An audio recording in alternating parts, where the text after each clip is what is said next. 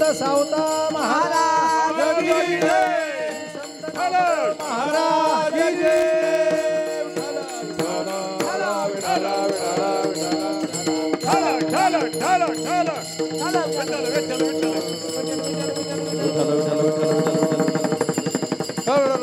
विठ्ठला विठ्ठला विठ्ठला विठ्ठला.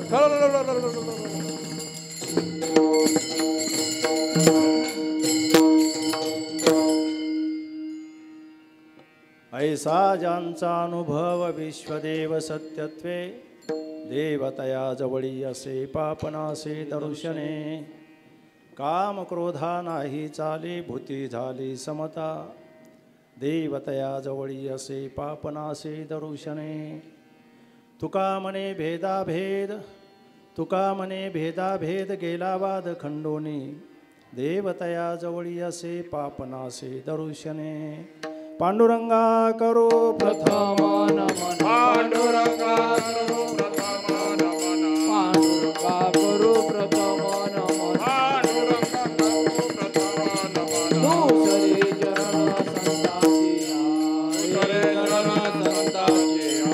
चरण संताची त्यांच्या कृपादाने कथेचा विस्तार त्यांच्या कृपादाने कथेचा विस्तार त्यांच्या कृपादाने कथेचा विस्तार त्यांच्या कृपादाने कथेचा विस्तार बाबाजी सद्गुरु दास तुका बाबाजी सद्गुरु दास तुका बाबाजी सद्गुरु दास तुका. ऐसा ज्यांचा अनुभव विश्वदेव सत्यत्वे देवतया जवळी असे पापनासे दर्शने ईश्वर कृपेने साधू संतांच्या आशीर्वादाने आपले स्थानिक क्षत्रिय काशी माळी मंडळ पंचमंडळ या समाजाच्या वतीने गेल्या 5 वर्षापासून संपन्न होत असलेला हा उत्सव माळी समाज अर्थात सावता महाराजांच्या विचाराची अनुयायी नामदेव महाराजांच्या विचाराचे अन्वयी आपण सर्व आहात. गेली 5 वर्षापासून हा वार्षिक नाम सप्ताह मोठ्या उत्साही वातावरणामध्ये संपन्न होत आहे. या सप्ताहाचं बीजारोपण स्थापना ज्यांनी नाशिक शहरामध्ये वारकरी समुदाय कान्याकोपऱ्यामध्ये संतांच्या विचाराची प्रचार प्रसार करण्याचं काम केलं असे असणारे माझे गुरुस्थानी गावले महाराज. गावले महाराजांची ही कृपा आहे. त्यांनी सुंदर शेती तयार केली आणि आमच्यासारखे जनावरं आनंदाने उपभोग घेत आहे. माणसं उभं करणं आणि सामाजिक शेती करणं हे तेच माणसं काम करू शकतात की जे संतांच्या विचाराची खऱ्या अर्थाने आचरणामध्ये प्रणाली करतात आणि समाजापर्यंत पोहोचवण्याचं काम करतात. त्यापैकी आपल्या नाशिक शहराचं मोठं भूषण गावलेजी महाराज त्यांच्या माध्यमातून स्थापित झालेला हा 5 वर्षापासून सप्ताह आणि त्यांच्या पाठीमागे आपला हा सर्व माळी समाज अर्थात समाज हा एक संघटित करण्याचं काम संतांनी केलेलं आहे. जातीला महत्त्व अध्यात्म परंपरेमध्ये नाही, संतांच्या विचारामध्ये जातीला स्थान नाही. तरी परंतु ज्ञानोबरांनी 12व्या शतकामध्ये सर्व जाती धर्मामध्ये संत मांदियाळी उभी केली. एकही जात अशी नाही की त्या जातीमध्ये संत ज्ञानोबरांनी उभे केले नाही. जर जातच मान्य नाही तर संत कसे उभे केले त्याचं उत्तर असं आहे की त्या संतांनी जात ही सर्वश्रेष्ठतम नसून मानव ही जात आहे आणि मानवतावाद प्रस्थापित करण्यासाठी प्रत्येक जातीमध्ये संत नेतृत्व घेऊन सेने उभे राहिलेले आहेत. अर्थात त्यांनी जातीयवाद शिकवला नाही. खऱ्या अर्थाने वारकरी समुदायाची विचारधारा ही मानवतावादी आहे.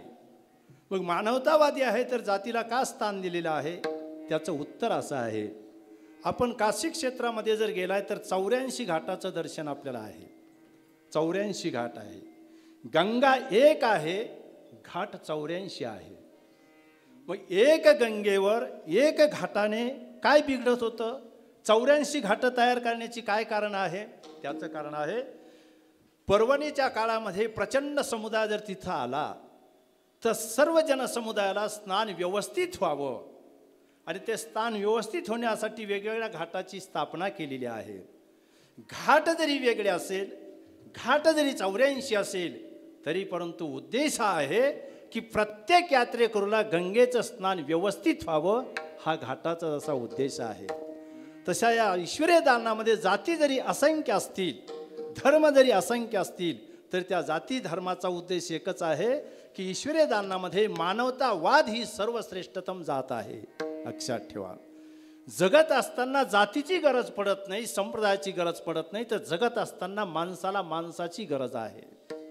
एखादा माळी समाजाचा माणूस जर आजारी पडला, त्याला जर हॉस्पिटलमध्ये ॲडमिट करायचा प्रसंग आला आणि तो जर म्हणला माझ्या जातीचाच मला डॉक्टर असेल, मी कुलकर्णीकडे जाणार नाही, ब्राह्मणाकडे जाणार नाही, तर तो जगणार नाही.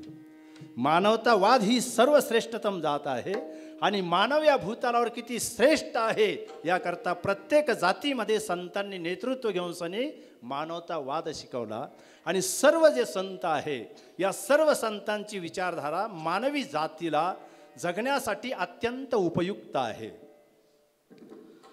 ज्ञानाशिवाय पर्याय नाही माणसाला, जात कोणतीही असू द्या, याकरता ज्ञानोबराय आहे. त्यागाशिवाय पर्याय नाही, जात कोणती असू द्या, याकरता तुकोबराय आहे.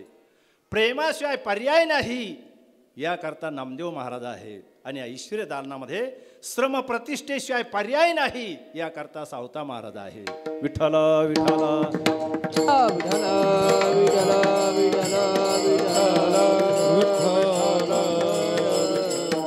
श्रम प्रतिष्ठेच्या माध्यमातून निर्मिती होत असते आणि निर्मितीसारखी पवित्र गोष्ट या जगामध्ये कोणती नाही. कारण निर्मिती झाल्यानंतर अनेक लोकांना त्याची उपयुक्तता होत असते, उपभोग अशा प्रकारचा होत असतो. म्हणून सावता महाराजांचा अवतार म्हणजे श्रमप्रतिष्ठेचे पुरस्कर्ते आहे. श्रमप्रतिष्ठेला स्थान देणारे सावता महाराज आहेत. पंढरपूरच्या वेळेला लाखो वारकरी दर्शनासाठी जात आहेत आणि ज्याचं दर्शन वारकरी घेत आहेत तो परमात्मा सावता महाराजांच्या शेतामध्ये येतो आहे. जे दर्शनासाठी जातात तो परमात्मा ती जागा सोडून सनी सावता महाराजांच्या शेतामध्ये येतो आहे आणि बोलतो आहे की हे सावता, मी उभं कुठे राहू, शेत तर असं केलेलं आहे की पाय ठेवायला जागा नाही. सावता महाराज बोलतायत, देवा तू माझा विनोद करतोय. अरे पाय ठेवायला जागा नाही एवढंच नव्हे तर समग्र विश्व तुझं आहे, समग्र विश्वामध्ये तू नटून थटून भरलेला आहे. तू जर पाय ठेवायला जागा नाही असा म्हणत असेल तर एक कर, माझ्या श्रम प्रतिष्ठेला तू स्थान दिलेलं असल्यामुळे सावता महाराजांनी सांगितलं, हातामध्ये घास कापण्याची विळी घेतली आणि सरदेशी पोट फाडून टाकलं आणि सांगितलं, बसा देवा, साठविला हरी जेही हृदय मंदिरे. तुमच्यापैकी एखादा जर माळी असेल तर पोट फाडण्याचा प्रयोग करू नका, तुम्ही मरून जा. माझा सांगायचा असे लक्षात घ्या, सावता महाराजांनी श्रम प्रतिष्ठेला स्थान दिलेलं आहे. निष्क्रियता ही हानिकारक आहे. निष्क्रियतेसारखं पाप या जगामध्ये कोणतंही नाही. ज्या क्षेत्रामध्ये आपण असाल, ज्या प्रांतामध्ये आपण असाल, ज्या विभागामध्ये आपण असाल, ज्या स्तरामध्ये आपण असाल, त्या स्तरामध्ये नैतिकतेने आणि प्रामुख्याने श्रमप्रतिष्ठेला स्थान देणं ही मानवी जीवनाची इति कर्तव्यता आहे. ईश्वरीय दालनामध्ये वेगवेगळे स्तर आहे, वेगवेगळे प्रांत आहे जगण्यासाठी. ज्ञानक्षेत्र वेगळं आहे, भक्ती क्षेत्र वेगळं आहे, कर्मक्षेत्र वेगळं आहे, स्तर आहे. आणि प्रत्येक स्तरामध्ये आपण सर्व ठिकाणी त्या स्तरामध्ये आपण भरारी घेऊ शकतो असं नाही. परमेश्वराने आपल्या अधिकारानुसार आपल्याला जगण्यासाठी, काम करण्यासाठी, कर्तव्यासाठी जो स्तर, जो विभाग, जो प्रांत दिलेला आहे त्या प्रांतामध्ये नैतिकतेने जगणं हाच परमार्थ आहे आणि त्याचा आदर्श सावता महाराज आहे. विठ्ठल विठ्ठल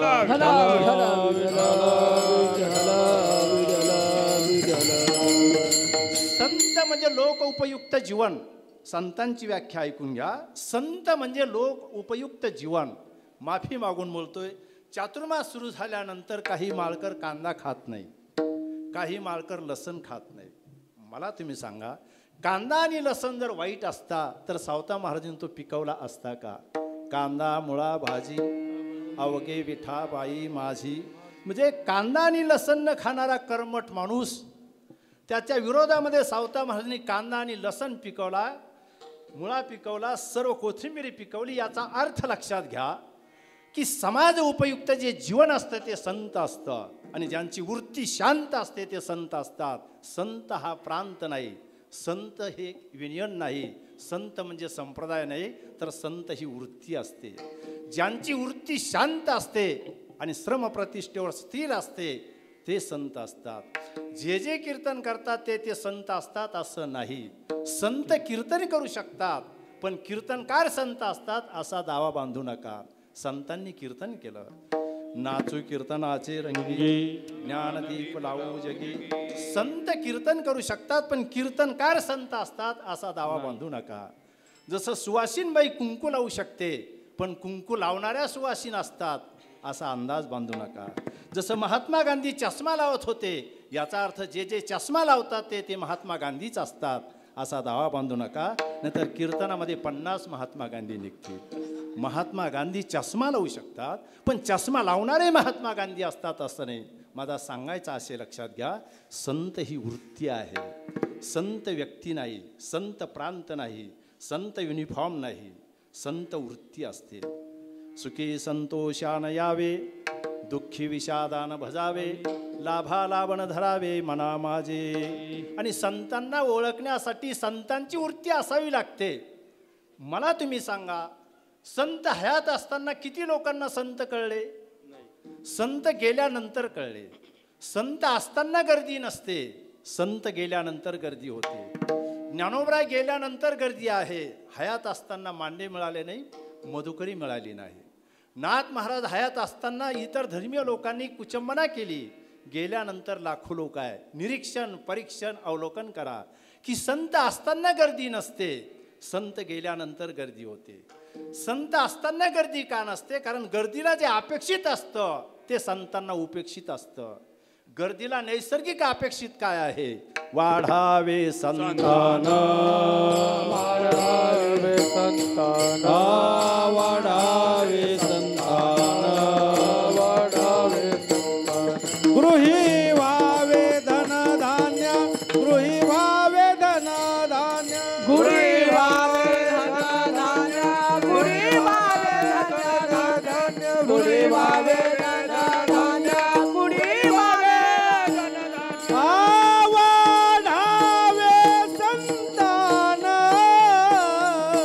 गृही व्हावे धन धान्य, गृही व्हावे धन धान्य, गृही व्हावे धन धान्य. वाढावे संतान, गुरी वावे धन धान्य, गुरी वावे धन धान्य, गुरी वावे धन धान्य.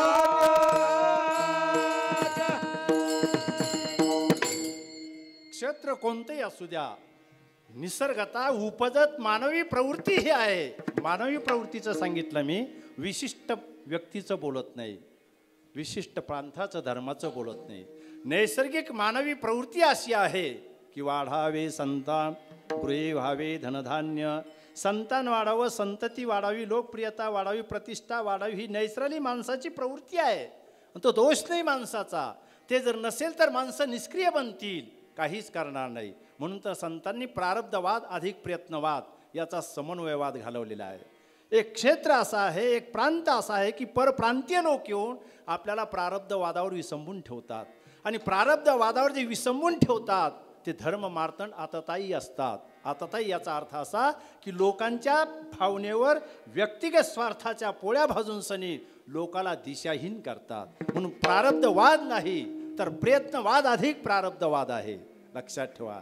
सांगितलं जात आहे का तुम्ही महादेवाच्या पिंडीवर जर 15-11 सोमवारला जर पाणी टाकलं तर तुमच्या अपेक्षा पूर्ण होतील, तुमचा मुलगा 12वीमध्ये पास होईल.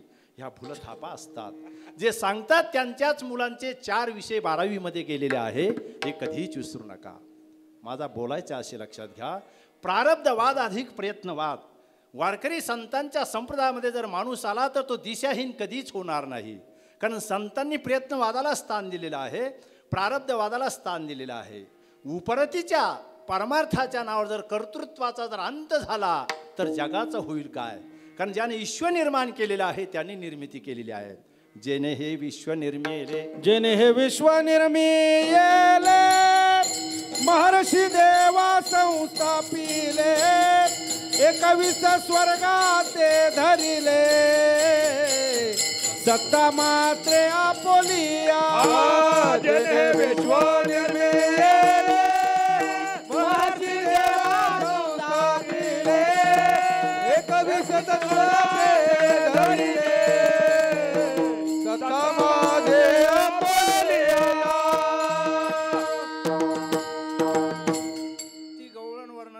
तुकोबाराय संत वर्णन का तर देवाने काय केलं, ईश्वर निर्माण केलं. म्हणजे काय केली, निर्मिती केली. आणि आपण देवाबद्दल काय व्याख्या केलेली आहे, देव मंदिरापुरता मर्यादित असतो, देव काहीच करत नाही.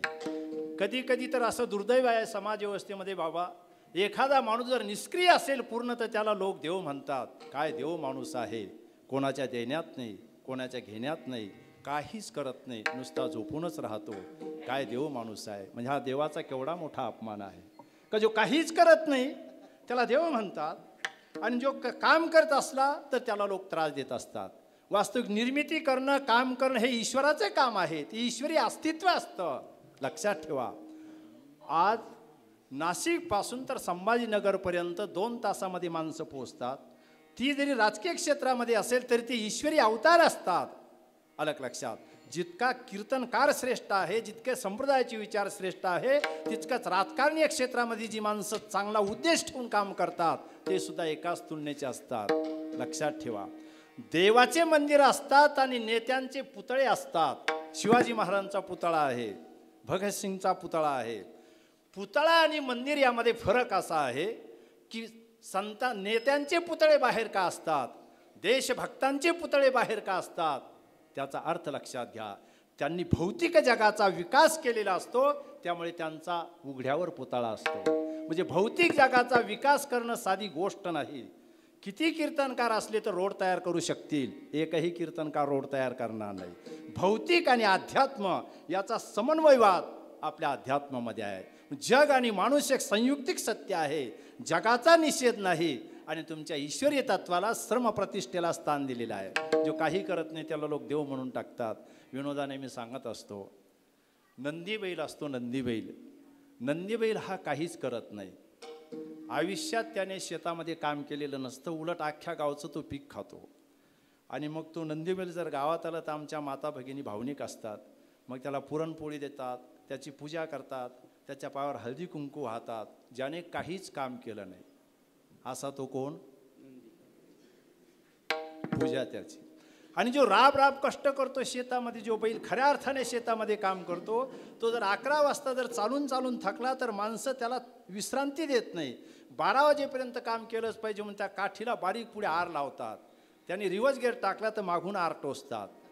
एक निरीक्षण परीक्षण करा. जो खऱ्या अर्थाने काम करतो त्याला आर टोचल्या जाते, आणि जो काहीच काम करत नाही तो पुरणपोळी खातो आहे, त्याची पूजा केल्या जाते आहे. म्हणजे जसं दुर्दैव आहे तसं समाज व्यवस्थेमध्ये, संप्रदायामध्ये जी माणसं विधायक पवित्र काम करत असतात त्यांना त्रास होत असतो. म्हणजे काहीच करत नाही त्यांना लोक देव समजतात. निष्क्रियता ही विशाल सृष्टीची बैठक नाही. लक्षात ठेवा. क्रियाशीलतेने माणसं शोभून दिसतात. विस्तार मी जास्त करणार नाही. मला थोडक्यामध्ये सांगायचं आहे की देशभक्तांची पुतळे असतात आणि संतांचं मंदिर असतं. संतांचं मंदिर का असतं की संतांनी मानवी जात समाजाच्या हृदय मंदिरामध्ये स्थान केलेलं असतं. म्हणजे त्यांची मानवी जी मानसिकता जी आहे ती मानसिकता माणुसकीयुक्त बनवलेली असते. हृदय पवित्र करण्याचं काम संत करतात, म्हणून संत मंदिरात असतात. आणि भौतिक जगाचा विकास करणारे देशभक्त असतात, म्हणून त्यांचे पुतळे असतात. सावित्रीबाई फुले असेल, त्याचप्रमाणे महात्मा फुले असतील, यांचे पुतळे आहे. विकास केला ज्या काळामध्ये स्त्रिया शिकत नव्हत्या, ज्या काळामध्ये सतीची प्रथा होती, किती भयानक आणि क्रूर प्रथा होती. म्हणजे यांनी सामाजिक विकास केला, विधायक विकास केला. संत आणि राजकीय माणसं एकाच तुलनेचे असतात, फक्त त्यांचा दृष्टिकोन चांगला असावा लागतो. विठ्ठल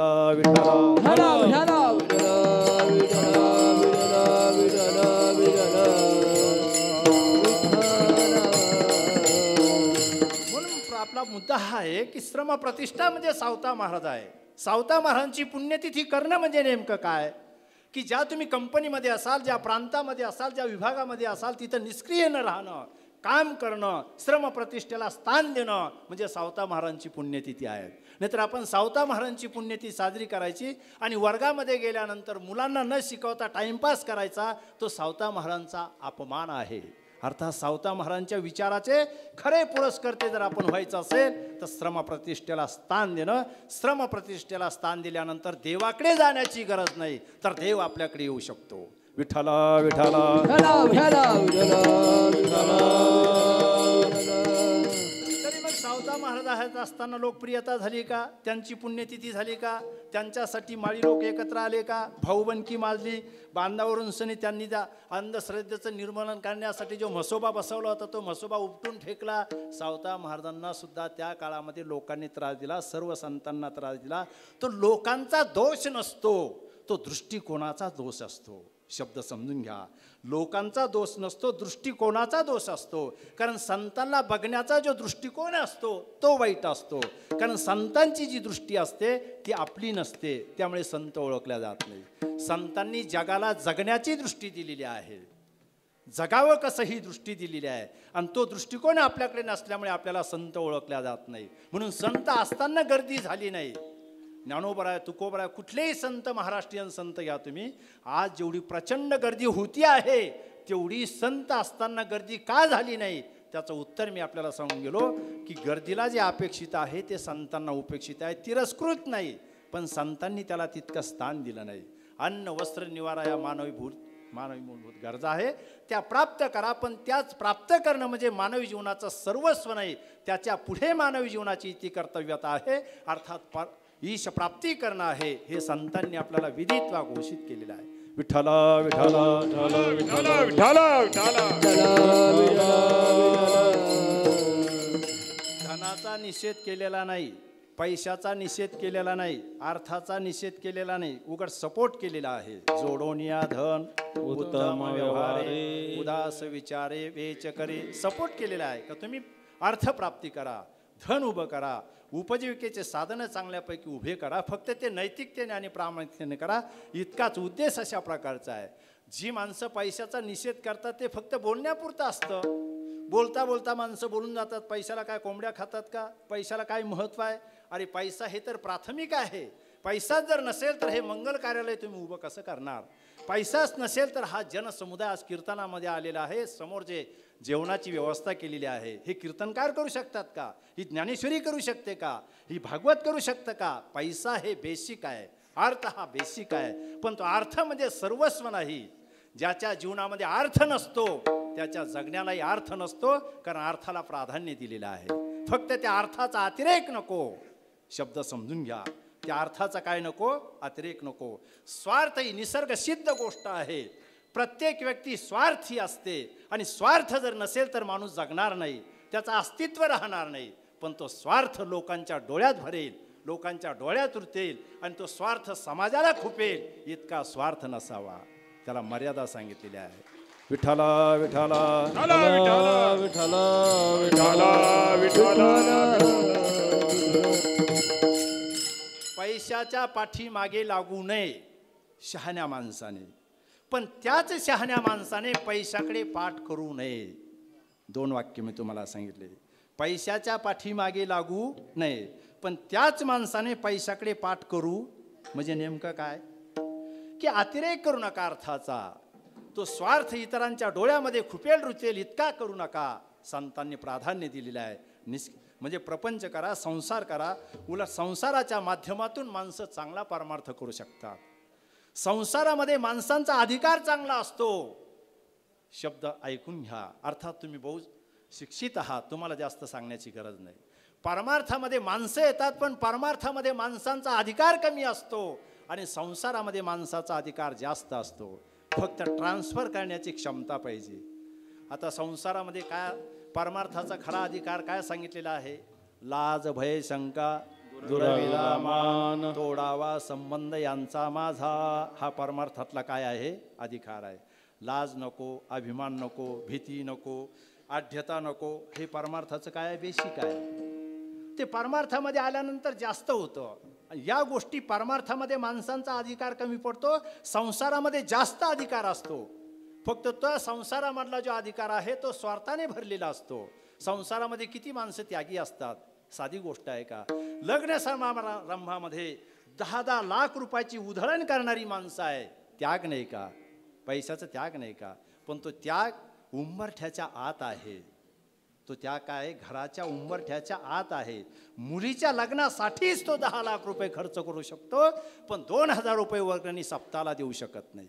याचा अर्थ त्याचा संसारामध्ये अधिकार आहे, पण परमार्थामध्ये अधिकार नाही. परमार्थामध्ये काही माणसांना इतका अभिमान असतो, एखाद्याला जर बोललंय बाबा पेटीच्या स्वरामध्ये अभंग बोल, चाल म्हण, तो नवीन जर आला तर त्याला असा राग येतो, पेटी मास्तरवर रागवतो, तो टाळ गाळ्यामधला ठेवून पेटी मास्तरच्या पुढे नेऊन ठेवतो, जा हा टाळ, तुझी पेटी मरेल पण भजनामध्ये येणार नाही. काय त्यागी असतो, केवढा मोठा त्याग आहे, पुन्हा तो भजनामध्ये येत नाही. पण तोच त्याग घरामध्ये वापरतो का?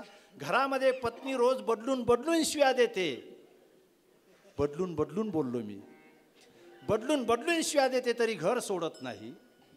म्हणजे तो त्याग नाही का? अरे तो त्यागच आहे ना, पण तो त्याग भजनामध्ये येत नाही ना. तोच त्याग जर भजनामध्ये आला तर उद्धार होईल. म्हणजे इकडचा त्याग इकडं जर आला तर उद्धार होऊ शकतो, इकडचं दातृत्व इकडं आलं तर उद्धार होऊ शकतो. प्रेम नाही असं आहे का? कोण म्हणतं लोकांकडे प्रेम नाही? अरे नातू थोडा आजारी पडला तर आजोबा धाय मोकळून रडतो.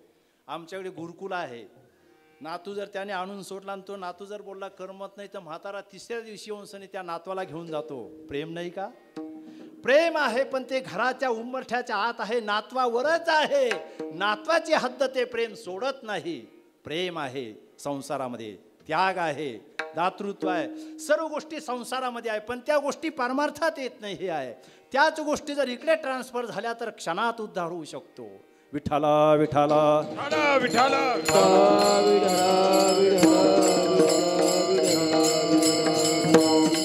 म्हणून संसार करण्याला प्राधान्य याच्यासाठी दिलेलं आहे. सुखे करावा संसार, न संडावे दोन्ही वारल्या, क्षमा घर चोजवीत येतील. आणि तो परमार्थ करत असताना तुम्हाला संसारिकच पाहिजे, परमार्थामध्येच पाहिजे, मठा मंदिरातच पाहिजे, राजकारणामध्येच तुम्ही गेले पाहिजे असं नाही. ती वृत्ती असते, त्या वृत्तीमध्ये परिवर्तन झालं का परमार्थाचा संबंध हा अंतःकरणाच्या वृत्तीशी आहे. हे सर्व प्रदर्शन आहे.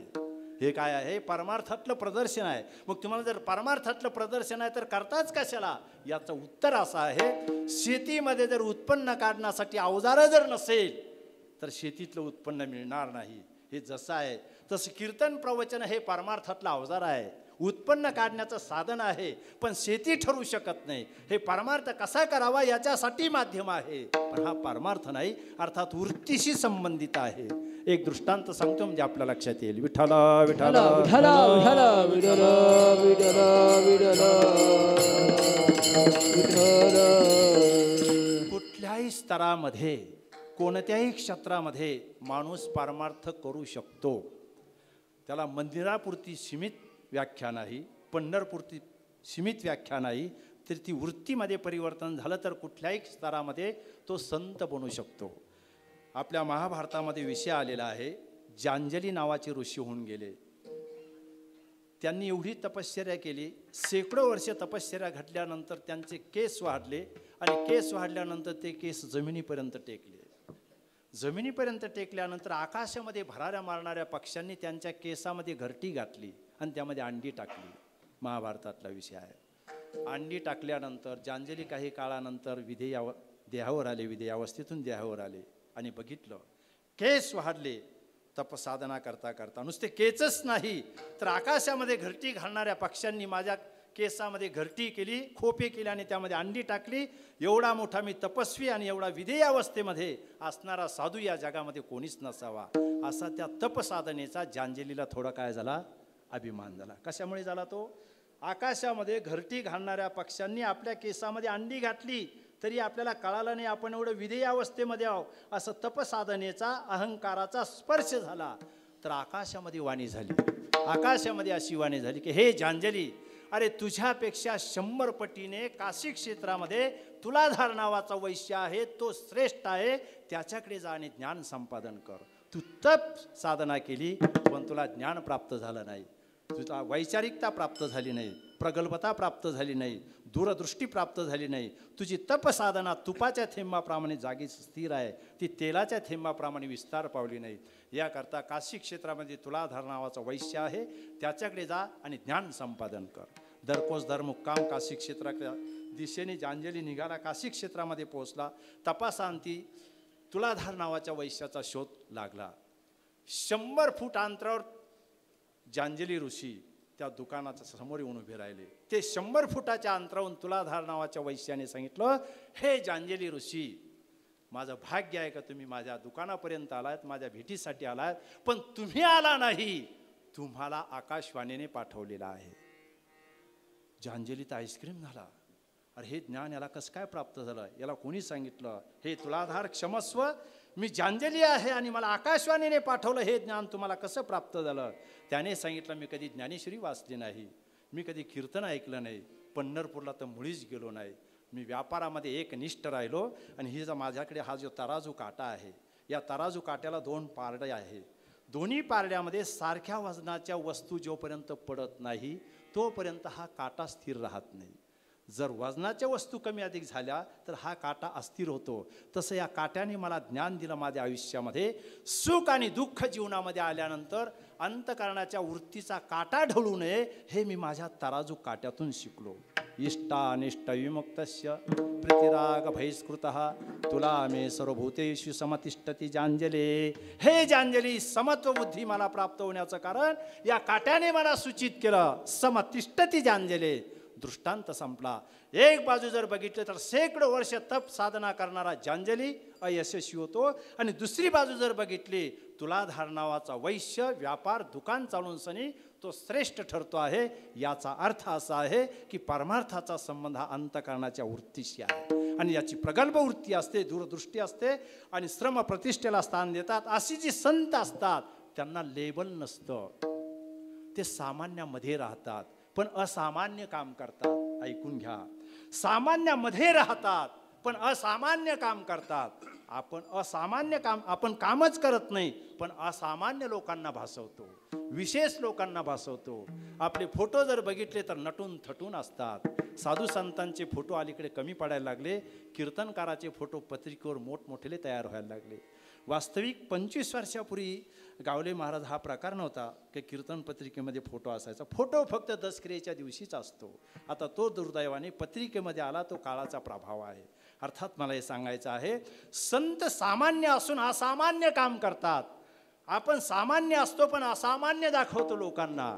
परमार्थामध्ये हेच आहे का जे करायचं ते दाखवायचं नसतं आणि केल्याशिवाय राहायचं नसतं. तुकोबरांनी सर्वात मोठा अपमान आपल्या जीवनामध्ये तो ठरवला, हे परमेश्वर, मी खऱ्या अर्थाने तुझा दास नाही, तुझा भक्त नाही. अरे पण या लोकांनी माझा डांगोरा पिटावला, ही माझ्या जीवनातली शोकांतिका आहे. नो हे दास खरा, नो हे दास खरा, नो हे दास खरा, नो हे दास खरा.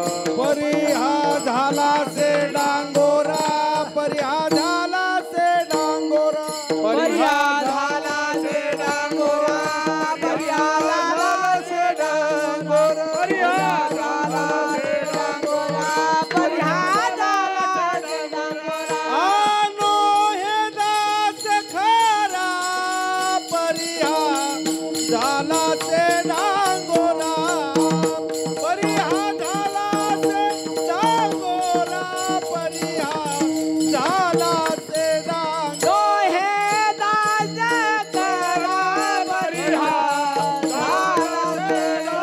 डांगोरा, परी हा झाला से डांगोरा, परी हा झाला से डांगोरा. संत जीवनाची बैठक समजून घ्या. आपला उद्धार होऊ शकतो, आपण यशस्वी होऊ शकतो. तुकोबराय बोलतात, मी दास नाही. आता तुकोबराय दास नव्हते का? एक बाजूला तर जर तुकोबरायांचा जर अधिकार बघितला, तुकाराम तुकाराम नाम घेता पेय, तुकिता तुलनेशी ब्रह्म तुकाशी आले. एवढा मोठा प्रचंड अधिकार असताना तुकोबरांनी म्हणावं, मी दास नाही पण लोकांनी माझा डांगोरा केलेला आहे. म्हणजे दास असताना सुद्धा डांगोरा पचत नाही. आपण दास नसतो पण डांगोरा करतो, इथंच आपला अधपतन आहे. आपण दासच नसतो, आपला डांगोरा जास्त असतो. डांगोरा हे प्रदर्शन असतं, संसारामध्ये प्रदर्शन असतं आणि परमार्थामध्ये दर्शन अशा प्रकारचं असतं. असतो म्हणून संतांचा परिचय संत असताना होत नाही, कारण ते सामान्य लोकांमध्ये राहतात, व्यवसाय करतात, प्रपंच करतात, दैनंदिन उपजीविकेचे साधन निर्मितीसाठी पवित्र दृष्टीने काम करत असतात. त्यामुळे संत कळतच नाही, ते गेल्यानंतर कळतात. आलं लक्षात? सामान्य अलौकिकन व्हावे लोकाप्रती, लोकापुढे माझी प्रसिद्धी व्हावी, लोकापर्यंत मी पोचावं, हे प्रयत्न त्यांचे नसतातच. त्यामुळे ते संत कळत नाही. संत सामान्य कशी राहतात एक दृष्टांत तुम्हाला सांगतो. विठ्ठल विठ्ठल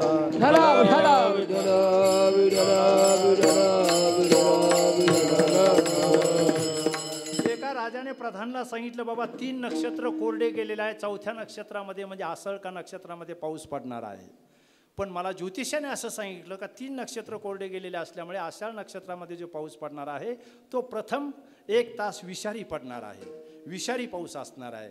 तर सर्व आपल्या नगरीतल्या लोकांना दौंडी पिटून सांग की पाऊस सुरू झाल्यानंतर कोणी घराच्या बाहेर पडू नका, पाऊस हा 1 तास विषारी पडणार आहे. जो बाहेर पडेल तो विषारी पाऊस असल्यामुळे ज्याच्या अंगावर तो पाऊस पडेल तो मेंटल अर्थात वेडा होणार आहे, असं दौंडी पिटून सर्वांना सांग. राजाने प्रधानला सूचना दिली. सूचना दिल्यानंतर प्रधानने त्याप्रमाणे अंमलबजावणी केली. अमक्या अमक्या तारखेला इतक्या वाजता पाऊस सुरू होणार आहे असं ज्योतिषाने राजेसाहेबांना सांगितलेलं आहे. आणि तो पाऊस विषारी आहे, तरी कृपा करून 1 तास पाऊस आहे तोपर्यंत 1 तासापर्यंत कोणी बाहेर पडू नका. आणि बाहेर जर पडला चुकून तर तुम्ही वेडे व्हाल, मूर्ख व्हाल. याकरता तुम्ही जर वेडे झाले तर त्याला राजदरबार जबाबदार राहणार नाही, अशी सूचना प्रधानने दौंडी देऊन टाकली. समग्र सृष्टीमध्ये कुठलाही जरी माणूस असला, देव जरी असेल तरी त्याला माणसं क्रॉस करणारे असतात, विरोधक असतात. संत जरी असेल तरी विरोध करणारे असतात. एकही माणूस असून असा जन्माला आला नाही की त्याला सर्व लोकांनी चांगलं म्हटलं, असा माणूस अजून या जगामध्ये जन्माला येणं बाकी आहे. की अख्खं जग त्याला चांगलं म्हटलं, असा माणूस अजून जन्माला आला नाही. राजाचा प्रभाव होता नगरीमध्ये, तरी परंतु 10-20% छुपे शत्रू होते. काही छुपे शत्रू असतात, आपल्याजवळ असतात, आपलंच वर्णन करतात, पण आपलं पेटलं का पेट्रोलचे डबे घेऊन हजर राहतात. कळलं का तुम्हाला? आपल्याजवळ राहतात, असं वाटतं आपलेच आहे, पण आपलं बिघडलं का पेट्रोलचे डबे घेऊन पेटवायला तयार राहतात. नसलं कळलं तर झोपून घ्या. जशी आपली स्लीपर चप्पल असते, आपल्या पायात असते, पण मागून सनी आपल्याला ती काय करत असते? खराब करत असते. आपली चप्पल मागून काय करते?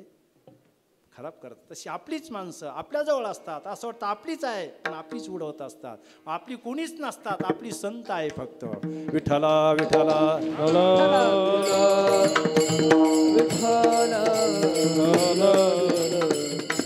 प्रधानने सूचना दिली, राजाने सांगितल्याप्रमाणे समग्र नगरीमध्ये सूचना दिली. ठरलेल्या वेळेमध्ये पाऊस सुरू झाला, पण 2 पास निघालेच. अहो राजाने सांगावून प्रधानने दौंडी द्यावं, हे कुठे खरं असतं का? पाऊस कुठे विषारी असतो का? तो पिकासाठी गरजेचा आहे. धरण कोरडे पडलेले आहे, धरणामध्ये पाणी येण्याची गरज आहे. राजा काय सांगतो, हा काय लोकांना दौंडी देऊन बोलतोय? कसल्या पावसामध्ये माणूस वेडा होत असतो का? 2 पास लोक त्या नगरीमध्ये पाऊस सुरू झाल्यानंतर बाहेर पडले. पडल्यानंतर काय झालं? विषारी पाऊस असल्यामुळे ती माणसं वेडी होऊन सनी वस्त्ररहित अवस्थेमध्ये, म्हणजे अंगावरचे कपडे फेकून नाचायला लागले. का बरं? तो पाऊस तसा विषारी होता. मग आता बाकी जे बसलेले होते त्यांनी विचार करायचा ना की ते वेडे झाले, आपण बाहेर पडू. मग ते कसे वेडे झाले, कसा पाऊस लागला, म्हणून बरेच बाहेर पडले. तर अख्खी नगरी बाहेर पडली. अख्खी नगरी वस्त्ररहित अवस्थेमध्ये थैथै नाचायला लागली. कोणी सेन मारतंय, कोणी चिखल मारतंय, पूर्ण नगरी वेडी झाली. राजदरबारामध्ये फक्त 2च शहाणे राहिले, राजा आणि प्रधान. राजाने प्रधानला बोलून घेतला, रे प्रधान, काय नगरी तू नासून टाकली रे माझी. तुला सांगितलं होतं की यांना दौंडी पिटून सांग का पडणारा पाऊस विषारी आहे, कोणी बाहेर पडू नका. प्रधानने सांगितलं, राजेसाहेब मी त्यांना विनंती करून एका कॉलनीमध्ये 4-4 वेळेस दौंडी पिटवली, तरी 2 पास बाहेर पडले आपले अतिरेकी घुसखोर, आणि त्यांच्यामुळे अख्खी नगरी बाहेर पडली. राजा बोलतो, प्रधान अख्खी नगरी वेडी आहे, आपण 2च शहाणे आहे. आता जर आपण 2 शहाणे राहिलो तर अख्खी नगरी आपल्याला जगू देणार नाही. मग जसे वेडे आहे, यांनी जसे कपडे काढले तसं नाच, तरच आपण जगू, नाहीतर जगणार नाही. हेच संतांचं आहे. विठ्ठला विठ्ठला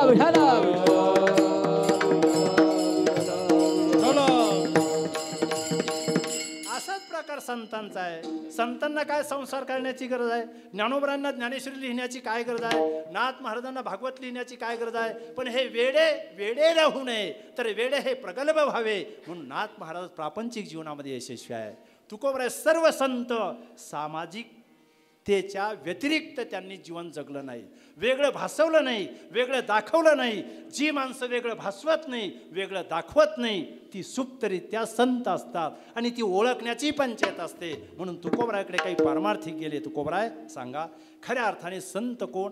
तर तुकोबराय बोलतात की ज्यांचा देव जवळ आहे, ज्यांच्या देवांनी हृदयस्थ केलेलं आहे, नवीन देवाचं जी सदैव काम करतात आणि काम करत असताना विश्वात्मक परमात्म्याचा ज्यांना खऱ्या अर्थाने अपरोक्ष अनुभव आलेला आहे, ते संत आहे. ते वर्णन तुकोबराय पहिल्या चरणात. ऐसा ज्याचा अनुभव, ऐसा ज्याचा अनुभव, ऐसा ज्याचा अनुभव, ऐसा ज्याचा अनुभव, ऐसा जाता अनुभव, ऐसा जाता अनुभव, ऐसा जाता अनुभव,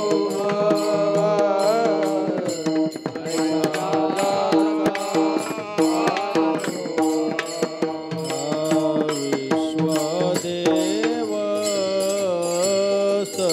सत्यत्वे, विश्वदेव सत्यत्वे,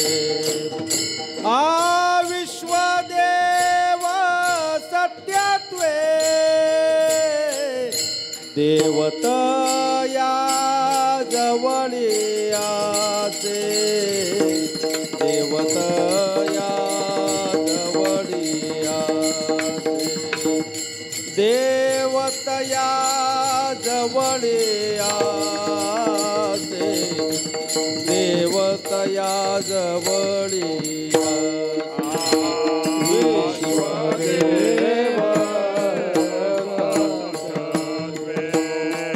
विश्वदेव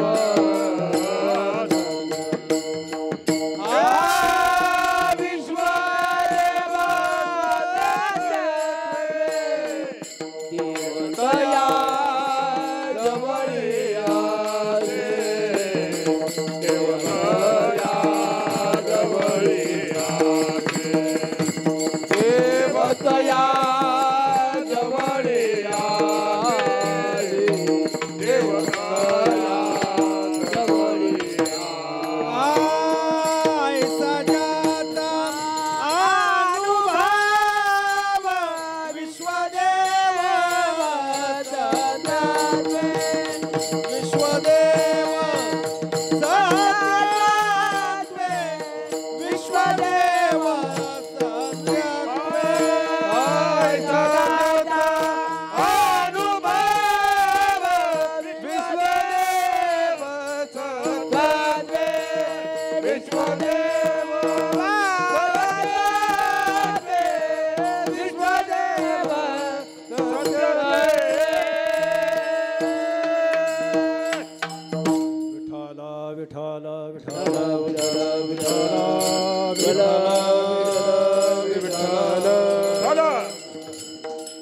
ऐसा ज्यांचा अनुभव विश्वदेव सत्यत्वे, अनुभव ज्यांचा आहे का विश्वामध्ये देव सत्य आहे ते संत आहे, असं संक्षिप्त वर्णन तुकोबरांनी केलेलं आहे. आता यामध्ये एक थोडी मजेदार गोष्ट आहे. देव शब्द प्रत्येकाच्या मुखात आहे, पण प्रत्यक्षात अजून देव कोणी बघितला नाही. देव शब्द मुखात नाही असा जगात माणूस नाही. कीर्तनात जरी घेत नसेल तर ॲक्सिडेंटचा जर प्रसंग आला तर बाप रे बाप देवा रे देवा करतो आहे. आयुष्यामध्ये जर अतिदक्षता विभागामध्ये जर ॲडमिट केलं, नातेवाईकांनी जर सह्या देऊन टाकल्या, वाचले तर आमचे गेले तर यमाचे, मग तो कोणाचं नाव घेतो? देवाचं नाव. देव शब्द मुखात नाही असा माणूस नाही. तो कोणत्याही जाती धर्माचा असू द्या, जात वेगळी असेल, धर्म वेगळी असेल, खानपान वेगळं असेल, कारण ईश्वरी दानामध्ये काही गोष्टी सर्वांना सारख्या दिलेल्या आहे, त्यामध्ये तफावत अजिबात नाही. झोपेचं सुख सर्वांना सारखं आहे. ज्यांना झोप येत नाही ती गोष्ट सोडून द्या, पण झोपल्यानंतर जे सुख आहे ते सर्वांना सारखं आहे ना. पावसाळा ऋतूमध्ये सर्दी पडसं जर झालं तर नाकामधून येणारं जे मटेरियल आहे ते सर्वांचं सारखं असतं, काही बदल नसतो. असं नाही, ही कॅबिनेट मंत्र्यांची पत्नी आहे, अत्तरचे फवारे येण्याची शक्यता आहे. असं घडेल का? समग्र काही गोष्टीचं जर आपण निरीक्षण केलं ना तर सर्वांना सारख्या आहे, त्यामध्ये विषमता अजिबात नाही. तसं देव शब्द प्रत्येकाच्या मुखात आहे. समग्र मानवी जातीच्या मुखामध्ये देव शब्द आहे. तो वेगळ्या शब्दाने बोलत असेल, त्याला नाव वेगळं दिले असेल, कोणी निसर्ग म्हणत असेल, कोणी देव म्हणत असेल, कोणी विज्ञानवादाची पुरस्कर्ते असतील, पण देव शब्द हा अंतिम सर्वांच्या मुखामध्ये आहे. पण देव अजून प्रत्यक्ष कोणी बघितला नाही, ही सूर्यप्रकाश इतकं सत्य आहे. मी 35 वर्षापासून कीर्तन करतोय, मला देव अजून भेटला नाही. तुम्हाला भेटला असेल मला सांगता येणार नाही. मुखात देव आहे, देव प्रत्यक्ष भेटत नाही. मग देव नाहीच का? जर मुखात आहे तो जर भेटत नाही तर तो नाहीच का? जसा देव शब्द मुखात आहे, देव कोणी भेटला नाही, देव कोणी बघितला नाही. मंदिरामध्ये गेल्यानंतर देवाची मूर्ती बघतो, भावना जागृत होतात, आपण दर्शन घेतो, प्रत्यक्ष देव आपल्याला भेटलेला नाही. दुसरा टप्पा, जग शब्द प्रत्येकाच्या मुखात आहे, जग अजून सर्व कोणी बघितलं नाही. जग शब्द मुखात नाही असा तुम्हाला माणूस जगात शोधून सापडणार नाही. अगदी रेल्वेच्या प्लॅटफॉर्मवर जरी आंधळा भीक मागत असला तरी त्याच्या मुखामध्ये देव जग आहे, आणि पुढाऱ्यांच्या तोंडामध्ये जग आहे, सर्वांच्या तोंडामध्ये जग आहे. जग शब्द प्रत्येकाच्या मुखात आहे, पण जग अजून पूर्ण कोणी बघितलं? सांगा तुम्ही, पूर्ण जग बघितलंय का आपण? मग जग बघतोय का जगातल्या वस्तू बघतो? आपण जग नाही बघत, जगातल्या वस्तू बघत आहे. सर्व जग बघण्यासाठी अजून या सृष्टीमध्ये माणूस जन्माला येणं बाकी आहे. आपल्या देशाचे प्रथम नागरिक जरी असेल मोदी साहेब, तरी ते विदेश दौरे करतात. याचा अर्थ सर्व जग बघितलं असं नाही. सर्व जग जर त्यांना बघायचं झालं तर आपल्या मंगल कार्यालयापर्यंत यावं लागेल, घाटापर्यंत जावं लागेल, आणि तिथं जे बेसरामाची जी झाडं आहे तिथपर्यंत पोहोचावं लागेल. म्हणजे समग्र जगापर्यंत पोहोचणारा माणूस अजून या जगामध्ये नाही. जग शब्द मुखात आहे, जग कोणी बघितलं नाही. देव शब्द मुखात आहे, देव कोणी बघितला नाही. जसं जगातल्या वस्तू आपण बघतो आहे, जग बघत नाही, तसं देवाची अनुभूती आपल्याला त्याची अगम्य शक्तीच्या रूपाने येते आहे. देव ही एक अगम्य शक्ती आहे, कल्पनातीत आहे, ती अदृश्य शक्ती आहे. ती व्यक्ती नाही, ती वस्तू नाही, तर ती काय आहे? अदृश्य शक्ती आहे. जसं मी तुमच्या समोर बोलतो आहे, आवाज येतो आहे, पण आवाज दिसत नाही, तरी तुम्ही 1 तासापासून बसलेले आहे. तुम्ही ठरवायला पाहिजे, अरे याचा आवाज येतो पण दिसतच नाही, उठून चला. होईल का तसं? आवाज येतो आहे पण आवाज दिसत नाही. तुम्ही ऐकणारे दिसतात पण तुमचा ऐकणारा मला दिसत नाही. तुम्ही ऐकणारे दिसतात पण तुमचा जो आतमध्ये ऐकणारा आहे तो दिसतो का? जो खऱ्या अर्थाने ऐकणारा आहे तो मला दिसत नाही. तुम्ही दिसतात, ऐकणारे दिसतात, ऐकणारा दिसत नाही. मग जी चांगला ऐकतात त्यांचे चेहरे टवटवीत असतात, ते लक्षपूर्वक ऐकतात. दृष्टांत काय आहे, सिद्धांत काय आहे, महाराज अभंगावर बोलतात, यांचं वक्तव्य काय, यांची सांगण्याची शैली काय, लक्षपूर्वक ऐकतात. डोळे अगदी सताट ठेवतात, कान अगदी खुलून ठेवतात, मग त्यांचे चेहरे टवटवीत असतात. तुम्ही जरी बसलेले असाल, तुम्ही ऐकणारा जरी मला दिसत नसेल, पण तुमच्या चेहऱ्यावरून मी अंदाज काढतो का तुम्ही असं ऐकू शकतात, असे तुम्ही आहात. काहींचे चेहरे कीर्तनाला येताना डाऊन असतात, काही तर इतकी प्रगती असते काही भाविकांची, येतानाच एक डोळा लावून येतात, आल्याबरोबर दोन्ही डोळे लावून घेतात, चल दे तुझं रात्रभर. आणि काही माणसं श्रोते असे असतात, त्यांना काहीही सांगा, हसत नाही, झोपत नाही, खुलत नाही, नुसते पाहतच राहतात. असं वाटतं येताना याची आणि याच्या पत्नीची काही चकमक झाली का काय, आणि तिनं याला ठेवून दिली की काय, आणि त्या टेन्शनमध्ये हा आहे का काय. विनोद सोडून द्या. तुम्ही दिसता, तुमचा ऐकणारा दिसत नाही, तरी कीर्तन चालू आहे. माझा आवाज येतो आहे पण माझा आवाज तुम्हाला दिसत नाही. ही जी अगम्य शक्ती आहे ही ईश्वरीय सत्ता आहे, आणि त्या सत्तेचं निरीक्षण परीक्षण संतांनी केलेलं आहे. म्हणून तुकोबाराय बोलतात, विठ्ठल विस्तारला जनी सप्तही पाताळे भरोनी, विठ्ठल व्यापक त्रिभुवनी, विठ्ठल मुनी मानसी. बऱ्याच गोष्टी अगम्य आपल्याला सांगता येतील. अरे घोडा उभ्या उभ्या झोपतो, बसून कधी झोपतच नाही. काय त्याला निसर्गाने शक्ती दिली असेल? घोडा जो असतो ना, हा पूर्ण आयुष्यामध्ये उभ्या उभ्या झोपतो, बसून कधी झोपतच नाही. आपलं पहा, आपण झोपायच्या जागेवर नीट झोपू याची पण हमी नाही. काही माणसांना झोपायच्या टायमाला डोक्याखाली उशी दिली ती पायाखाली सापडते. म्हणजे इतके नमुने भयानक असतात. पाहुणे म्हणून जर गेले तर पाहुण्याला प्रामाणिकपणे सांगतात आम्हाला पलंगवर झोप येत नाही. झोप येते त्याला, पण त्याला गॅरंटी नसते की आपण वरच राहू, खाली पडण्याची शक्यता असते. काहींची झोपेची प्रगती याच्या पुढच्या या रूममध्ये झोपला तर 5व्या रूममध्ये सापडतो. अरे जो घोडा उभ्या उभ्या झोपतो आणि माणूस जागेवर व्यवस्थित झोपत नाही, ही अगम्य शक्ती आहे, कल्पनातीत आहे. निसर्गामध्ये निरीक्षण करा, परीक्षण करा, नुसतं भाकरी खाऊन जगू नका. की परमेश्वराने समग्र सृष्टीमध्ये किती विविधता नटलेली आहे, किती सौंदर्य परमेश्वराने भरलेलं आहे. मासा मरेपर्यंत आयुष्यामध्ये पाण्यामध्ये राहतो, कसा श्वास घेत असेल, कुठे मुक्काम करत असेल, कोळ्याच्या ताब्यामध्ये सापडला तर त्याचा अंतिम श्वास सुटतो, पाण्यामध्ये झोपतो आहे. अजून तुम्हाला सांगू, या समग्र सृष्टीमध्ये मुंगीला साखर कुठे असते असं प्रशिक्षण नाही, तिला मार्गदर्शन नाही. जसं शाळेमध्ये जायचं तर पहिली अंगणवाडी आहे, बालवाडी आहे, तसं मुंगीला कोणी या सृष्टीमध्ये प्रशिक्षण दिलं का, मार्गदर्शन दिलं का, क्लासेस लावले का? मुंगीताई साखर अशी अशी असते आणि अशी अशी किचनमध्ये ठेवलेली असते. मुंगीला प्रशिक्षण नाही, मार्गदर्शन नाही, क्लासेस नाही, तरी मुंगी बरोबर साखरेच्या डब्यापर्यंत विना तक्रार पोहोचते. आणि साखरेचा डबा जर ढिला असेल, झाकण जर ढिला असेल तर ती मुंगी वर जाऊन सनी साखरेच्या गंजावर बसते आणि व्हिक्टोरिया राणीसारखी रात्रभर बोलते, हम किसी से कम नाही. याचा अभ्यास केला तुम्ही कधी? म्हणजे मुंगीला साखरेचा डबा दाखवण्याची गरज नाही. मुंगीला आणि ज्या किचनमध्ये आपली धर्मपत्नी रोज स्वयंपाक करते, जर 2-4 वारकरी 2-4 पाहुणे जर जास्त आले तर ती वेंदळून गोंधळून जाते, तिला लवकर साखरेचा डबा सापडत नाही. मग तुम्ही मला सांगा, बाई बरी का मुंगी बरी? अशी जर बाई असेल तर घटस्फोट करून घेऊ नका. माझा सांगायचा असे लक्षात घ्या की जगामध्ये अगम्य गोष्टी आहे. अरे कल्पनातीत आहे. आंधळ्याला स्पर्श ज्ञान असतं महाराज, आंधळ्या माणसाला काय असतं? स्पर्श ज्ञान असतं. साक्री तालुक्यामध्ये एक धमनार म्हणून गाव आहे आणि तिथे एक आंधळा माणूस होता. जवळजवळ गुरुजींच्या काळामध्ये तो 20-25 वर्षे त्या परिसरामध्ये पंचपदी करण्याचं काम तोच करायचा. स्पर्श ज्ञान असतं आंधळ्यांना, नुसतं हात लावा तो तुम्हाला नाव सांगेल. आंधळ्याने आयुष्यामध्ये 1000-500ची नोट बघितलेली नसते. तुम्ही त्याच्या हातामध्ये एक वेळेस 500ची नोट द्या, चुकून कधी बदल होणार नाही. 500ची असेल तर 500चीच ओळखणार.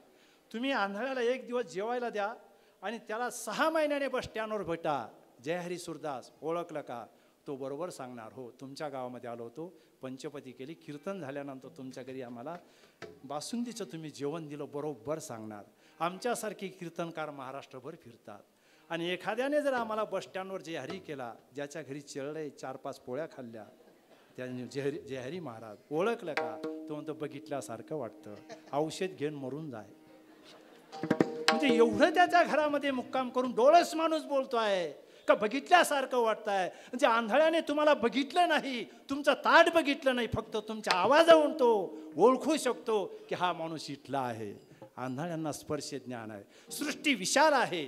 देव म्हणजे व्यक्ती नाही, देव म्हणजे एखादा पदार्थ नाही, तर देव ही एक अगम्य शक्ती आहे. प्राणा प्राणाच्या जोडभाती, फुंक फुंकण्या होराती, आटी तसे नेनो किती उदरा माझी. आणि ती अगम्य शक्ती अपरोक्ष ज्ञानाने जे ओळखतात ते संत असतात. आणि त्या संताजवळ तो परमात्मा वास्तव्य करतो. म्हणजे काय करतो? एका पंक्तीला संत आणि एका पंक्तीला देव वास्तव असं आहे का? जवळ वास्तव्य करतो म्हणजे काय? जवळ वास्तव्य करतो म्हणजे देवाने जे काम आपल्या अवतार कार्यामध्ये केलेले आहे तेच संत करतात. माणूस कामाने जवळ असावा का जेवणाने जवळ असावा? कामाने जवळ असावा. जितकं काम तुम्ही कराल तितकं तुम्ही माणसाजवळ जाल, आणि जितकं तुम्ही काम करणार नाही तितके तुम्ही काय करणार? माणसापासून दूर असणार. मग देवाजवळ, संताजवळ देव असतो म्हणजे काय करतात? देवाने आपल्या अवतार कार्यामध्ये चांगल्या कामाची स्थापना केली, संतांनी पण तेच केलं. धर्माचे पालन करणे पाखंड खंडन, आणि देवाने तेच केलं. यदा यदा धर्मस्य ग्लानिर्भवति भारत, दोघाचं काम एकच आहे. चांगल्या कामाची स्थापना देवाने केली, संतांनी केली. अन्यायाच्या विरोधामध्ये देवाने राक्षसांचा मुर्दा पाडला. संत सुद्धा अन्यायाच्या विरोधामध्ये बंड पुकारतात. अगोदर विनंती करतात, करा रे बापांनो साधन हरीचे, झणी करणीचे करू नका. बाप म्हणतात, माय म्हणतात, आपल्याला विनंती करतात. एवढं करून जर नाहीच ऐकलं तर मग स्फोटक भाषा वापरतात. काय माय गेली होती भूतापाशी, हरी नाही मुकाशी आली मुडा, किंवा किती सांगू तरी नाही कती बटकीचे, पुढे शिंदळीचे रडतील. जे लागून या पाया म्हणतात तेच अपशब्दांचा भडीमार करतात. अर्थात चांगल्या कामाची स्थापना करण्यासाठी अन्यायाच्या विरोधामध्ये बंड पुकारतात. आणि सज्जनाला सहकार्य देवाने केलेलं आहे. भक्त राखे पाया पासे, दुर्जनासी संहारे, दुर्जनासी संहारे, दुर्जनासी संहारे. भक्त राखे पाय पासे, दुर्जनासी संहारे, दुर्जनासी संहारे, दुर्जनासी संहारे.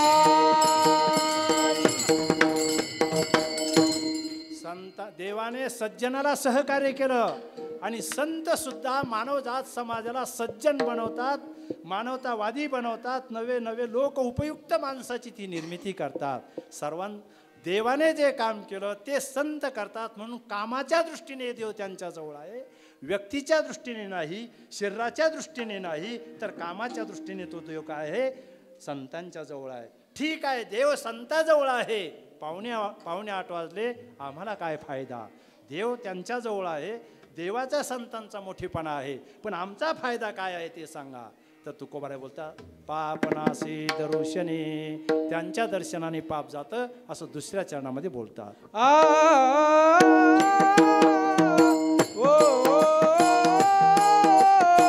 देवतया जवळी असे, देवतया जवळी असे, देवतया जवळी असे.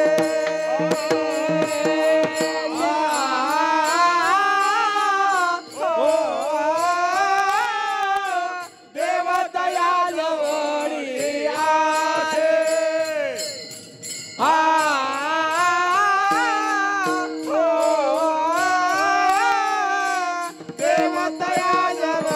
आहे.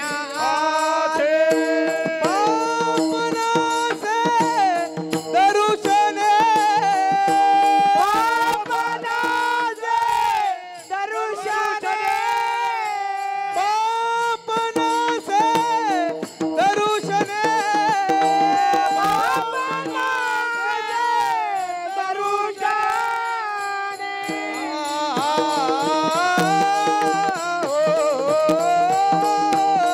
देवतया जवळी असे.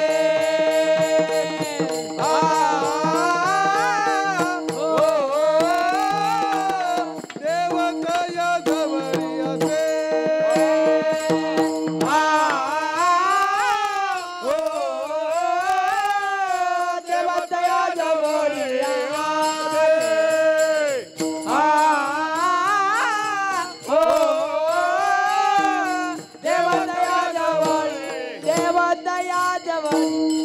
देवतया जवळी देवतया जवळी असे, पापनाशे दर्शने.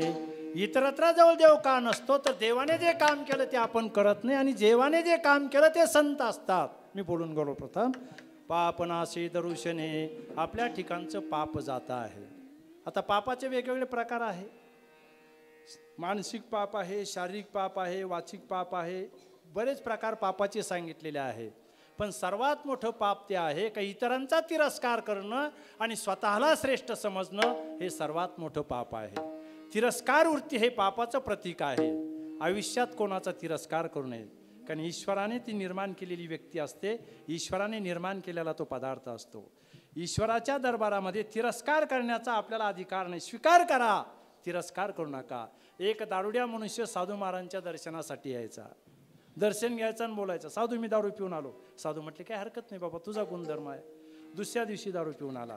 तिसऱ्या दिवशी त्याला असं वाटलं आपण दारू पिऊन दर्शन घेतो तरी साधू महाराज काही बोलतच नाही, आपल्याला काही नाव ठेवतच नाही. मग त्याने तिसऱ्या दिवशी काय केलं, बस स्टँडवर खिसा पण कापला, भांडणं पण केले, भाऊबंदकीला पण त्रास दिला. आणि संध्याकाळी 7 वाजता बरोबर साधू महाराजांच्या दर्शनाला आला. साधू महाराज रोज फक्त दारू पिऊन दर्शन करत होतो, आज मी खिसा पण कापला, चौर्यकर्म केलं, भांडणं केले, त्रास दिला आणि तुमचं दर्शन घेत आहे, याबद्दल तुमचं काय मत आहे? साधू बोलले, काहीच मत नाही. दारुड्या म्हणे, इतका नंगा नाच करून काहीच मत नाही, मग तुम्ही साधू कसे? म्हणे, काहीच मत नाही म्हणून मी साधू आहे. म्हणे, कसं काय? ज्या देवाने सृष्टी निर्माण केली त्याच्या दृष्टीतून तुझ्यासारखं जर दारुड्या जात नाही, तर माझ्या दृष्टीमधून तुला घालण्याचा नैतिक अधिकार काय आहे? म्हणजे याचा अर्थ असा, कोणत्याही वस्तूचा, व्यक्तीचा, पदार्थाचा तिरस्कार करू नका, कारण ह्या ईश्वर निर्मित गोष्टी आहे. ईश्वराच्या सृष्टीमध्ये आपण रेतीच्या कणा इतका आपलं अस्तित्व आहे, रेतीच्या कणा इतका अस्तित्व आहे. आपण आपल्या क्षेत्रामध्ये मोठे असाल, अन्य क्षेत्रामध्ये आपण मुंगीसारखे सुद्धा नाही. क्षेत्र सापेक्ष माणसं मोठी असतात, अन्य क्षेत्रामध्ये त्यांची नोंद सुद्धा नसते. रेतीच्या कणा इतका आपलं अस्तित्व आहे. कोणत्याही क्षेत्रामध्ये जा, माणसं आपल्या पुढेच आहे, कधीच विसरू नका, कारण देवाची सृष्टी आहे. व्यापार करा, आपल्या पुढे माणसं आहे. ज्ञान संपादन करा, आपल्या पुढे माणसं आहे. भक्ती करा, आपल्या पुढेच माणसं आहे. आपल्या पुढेच जग आहे, आपण मागेच आहोत. आपण का मोठं वाटतो? आपण ज्यांच्यात राहतो ते छोटे असतात, म्हणून त्यांच्यातले आपण मोठे वाटतो. यत्र विद्वजन नास्ति तत्र श्लाघ्य अल्पधीरपि. शास्त्रकार बोलतात, ज्या ठिकाणी विद्वान लोक नसतात तिथं अविद्वानाला सुद्धा विद्वान म्हटलं जातं. दृष्टांत दिला त्यांनी. जिथं विद्वान नसतात तिथं अविद्वानाला सुद्धा विद्वान म्हटलं जातं. एका खेडेगावामध्ये गेलो, कीर्तन आटोपल्यानंतर ज्यांनी श्रीफळ नारळ दिलं त्यांना म्हणे, हे आमचे महाराज. मला वाटलं आळंदीला वगैरे असतील, काही चातुर्मासला वगैरे असतील. म्हटलं ठीक आहे, महाराज तुमचा परिचय. ते म्हणे, मी आळंदीला वगैरे काही गेलो नव्हतो. मग दुसऱ्यांना विचारलं, का हो तुम्ही महाराज कसं काय म्हणतात? त्यांनी हळूच सांगितलं कानामध्ये, आमच्या गावामध्ये अख्ख्या लोकांचा हरिपाठ पाठ नाही, फक्त यांचं पहिलं चरण पाठ आहे, 10 भंग. त्यामुळे यांना आम्ही काय म्हणतो, यत्र विद्वज्जनो नास्ति तत्र श्लाघ्य अल्पधीरपि. जिथं विद्वान नसतात तिथं अविद्वानाला सुद्धा काय म्हटलं जातं, विद्वान म्हटलं जातं. तसं आपण मागेच आहो, हे मरेपर्यंत विसरू नका. देवापेक्षा मोठा कोणी नाही आणि आपल्यापेक्षा लहान कोणी नाही या जगामध्ये. आपल्यापेक्षा लहान कोणी नाही आणि देवापेक्षा मोठा कोणी नाही. मोठं म्हणायचं तर देवाला म्हणा, आणि आपण मध्यम श्रेणीमध्ये जगायचं असतं. त्यांनी दृष्टांत दिला, नीरस्तपादपे देशे एरंडोपी द्रुमायते. ज्या शेतामध्ये झाड जर नसेल, वृक्ष जर नसेल, फक्त ऊसच असेल आणि त्या ऊसाच्या कडाला जर एरंड असेल, एरंड झाड तुम्ही ऐकून असाल ना किंवा बघून असाल, नसल बघितलं तर नकाशामध्ये बघितलेलं असेल. एरंड झाड असतं ऊसाच्या कडेला. मग त्या शेतामध्ये जर बाकी जर झाडं नसेल तर एरंडाला झाड म्हटलं जातं. एरंड झाड नसतं, एरंड झाड नसतं, पण त्याला झाड का म्हटलं जातं? बाकी अख्खं काँग्रेस गवत असतं, फक्त हेच एरंड झाड असतं. ते झाड नसतं, पण काँग्रेस गवतामध्ये येड्या बाबडीमध्ये त्याला काय म्हटलं जातं? झाड म्हटलं जातं. तसं आपण मोठे नसतोच. आपल्या क्षेत्रापुरते आपण मोठे असतो, अन्य क्षेत्रामध्ये एकदम छोटे असतो. आपली नोंद सुद्धा नसते आपण या जगात आहे की नाही, पण आपल्याला मोठेपणे क्षेत्र सापेक्ष निश्चित आहे. तसं संत मात्र स्वयं मोठे आहे, स्वयंसिद्ध मोठे आहे. त्यांना मोठेपणा देण्याची गरज नाही. त्यांचा मोठेपणा हा स्थायी भाव आहे. त्यांना मोठेपण प्रदान करण्याचं गरज नाही. आपल्याला मोठेपण द्यावं लागतं, नाविलाजामुळे द्यावं लागतं मोठेपण. कधी कधी सासवांच्या दर्शन जर सुनांना जर दर्शन घ्यायचं असलं, सासवांना माहेरी जाताना सुनेच्या तितकं भरभरून मनात नसतं हिचं दर्शन घ्यावं. मग दर्शन का घेतलं जातं? ही रुसून फुगून मरून जाऊ नये याकरता दर्शन घ्यावं लागतं. नाविलाजामुळे दर्शन घेतलं जातं. नाविलाजामुळे दिलेलं मोठेपण हे मोठेपण नसतं, ते प्रदर्शन असतं. अरे समाजामध्ये जगताना हा प्रश्न आहे आपल्या डोळ्यासमोर. आपल्याला लोक मोठेपण देण्याचं नाटक करतात का खऱ्या अर्थाने आपल्याला मोठं म्हणतात? माणसं शक्यतो नाटक करतात आपल्याला मोठेपण देण्याचं. संतांचं तसं नाही. संत हे स्थायी मोठे आहे, त्यांना मोठेपण देण्याची गरजच नाही. मोठेपण तर प्रासंगिक सर्वांनाच द्यावं लागतं. कीर्तनकारालाही मोठेपण द्यावं लागतं, तो मोठा असो अगर नसो. कीर्तनाच्या दिवशी सकाळपासून कॉलिंग चालू होते. महाराज किती वाजेपर्यंत पोहोचणार? 6 ते 8 वेळ आहे. आपण जेवण काय घेणार? तुम्हाला पथ्य आहे का काही? कीर्तनाला येईपर्यंत सर्व विचारपूस केल्या जाते. आल्याबरोबर दर्शन घेतलं जातं. कीर्तन संपून कीर्तनकार गेल्यानंतर तो कन्नड घाटामध्ये उलथा पडला का पालथा पडला, एकाचाही फोन येत नाही, कोणाचाच फोन येत नाही. मला तुम्ही सांगा, मोठेपण आहे का मोठेपण दिलेलं आहे? अरे मोठेपण दिलेलं आहे. बैलाला सुद्धा मोठेपण दिल्या जातं. श्रावण वद्य अमावस्याला ज्या बैलाकडून राब राब कष्ट केल्या जातात त्याला हिंग काय, बेगळ काय, त्याला नानाविध प्रकारच्या पोळ्या काय दिल्या जातात. ज्या बैलाला श्रावण वद्य अमावस्याला मोठेपण दिल्या जातं, त्याच बैलाला दुसऱ्या दिवशी ज्याने मोठेपण दिलं तो त्या ओखरावर दगड ठेवून त्या दगडावर हा दगड उभा राहतो. मोठेपण आहे का मोठेपण दिलेलं आहे? मोठेपण वेगळं आणि मोठेपण दिलेलं वेगळं. मोठेपण दिलेलं नसावं, ते असावं. ज्यांचं मोठेपण असतं त्यांना घेण्याची गरज नसते. जे मुळातच छोटे असतात ते मोठेपणाची अपेक्षा करतात. मोठेपणाची अपेक्षा समाजाकडून कधीच करू नका. जे करतात ते अंगणवाडीमध्ये सुद्धा आलेले नसतात, परमार्थाच्या अंगणवाडी बेसिकमध्ये सुद्धा आलेले नसतात. इतके ते कमकुवत अशा प्रकारचे असतात. म्हणून स्थायी मोठेपण संतांचं आहे. त्यामुळे परमात्मा त्यांच्याजवळ असतो, कारण परमात्मा मोठा आहे.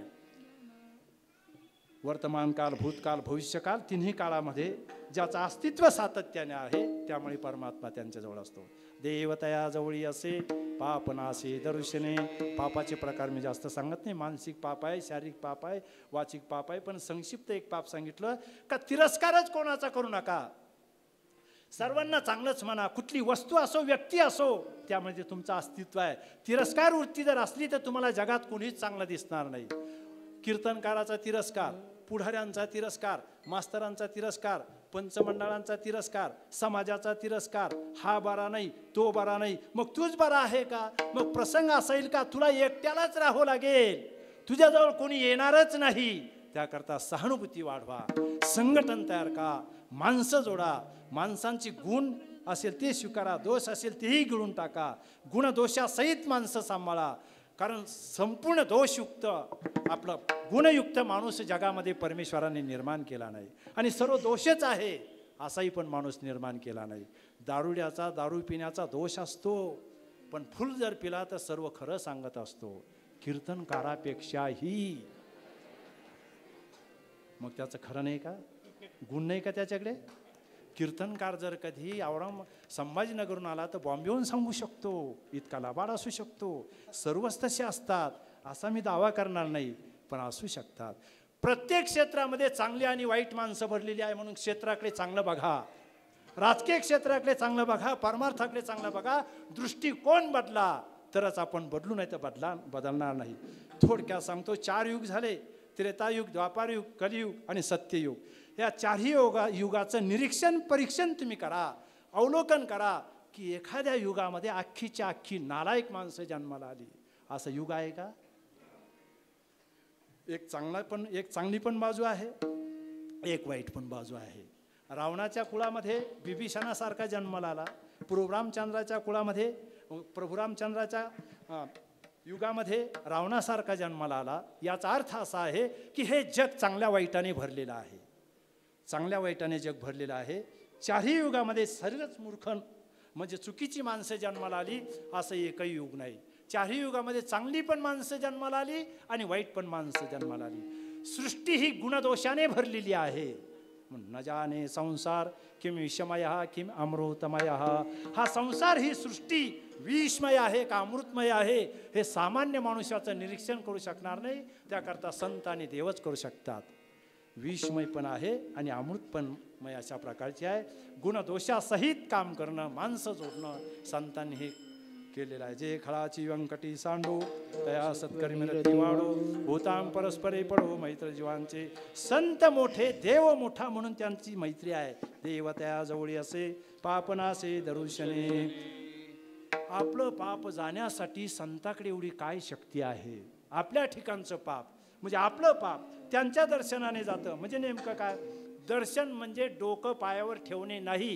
ही औपचारिकता आहे, ही लौकिकता आहे, ही सामाजिकता आहे. जसं औपचारिकता म्हणजे काय? तुम्ही जर जेवण करत असाल आणि एखादा पाहुणा अचानक तुमच्या दरवाजामध्ये येऊन उभा राहिला तर तुम्ही काय म्हणणार? जेवण करा. याचा अर्थ पाहुण्याने लगेच बसा असा होईल का? जेवण करा म्हटल्याबरोबर त्याने लगेच बसायचं असतं का? ही जशी औपचारिकता आहे तसं ज्येष्ठ माणसाचं दर्शन घेणं ही औपचारिकता आहे. पण दर्शन याची व्याख्याच अशी आहे, दर्शन म्हणजे निरीक्षण, परीक्षण, अवलोकन. ते जसे वागतात तसं जगणं हे दर्शन आहे. संत जशी जगली त्या पद्धतीने आपण जगणं हे खऱ्या अर्थाने संतांचं काय आहे? दर्शन आहे. आपण दर्शन घेतो पण त्या पद्धतीने जगत नाही. आपल्या दर्शनाचे वेगवेगळे प्रकार आहे. ब्राह्मण जर कधी मोटरसायकलवर चालला तर माणूस 50 फुटाहून बोलतो, पाया पडू देवा. त्याचे पाय 50 फूट, याचं डोकं 50 फूट. काय बोलतो? पाया पडू देवा. ब्राह्मण बी काही साधे राहत नाही, ते आपल्या बापाचं बारसं खाल्लेले राहतात. ते तिथून म्हणतात कल्याण असो. त्याला माहिती याचं कल्याण भिवंडीपाशी आहे. आपले पाय जर 50 फूट आहे तर याचं कल्याण भिवंडीपाशी जाऊ द्या. हे दर्शनाची व्याख्या नाही. दर्शन, निरीक्षण, परीक्षण, त्याप्रमाणे जगणं. तसं जर जगलं तर आपल्या ठिकाणचं पाप नष्ट होतं. आणि एवढी क्षमता निसर्ग सिद्ध जे विकार आहे ते विकार प्रत्येकाकडे असतात, पण ते विकार सामान्य माणसाला पछाडून टाकतात. आणि संतांनी त्या विकारावर विजय मिळवलेला आहे. अशा अर्थाचं तिसरं चरण. कामक्रोध नाही चाली, कामक्रोध नाही चाली, कामक्रोध नाही चाले, कामक्रोध नाही चाले. बुद्धी झाली समता, बुद्धी झाली समता, देवतया जवळी आसे, देवतया जवळी आसे. बुद्धी झाली समता, बुद्धी झाली समता, देवतया जवळी आसे, देवतया जवळी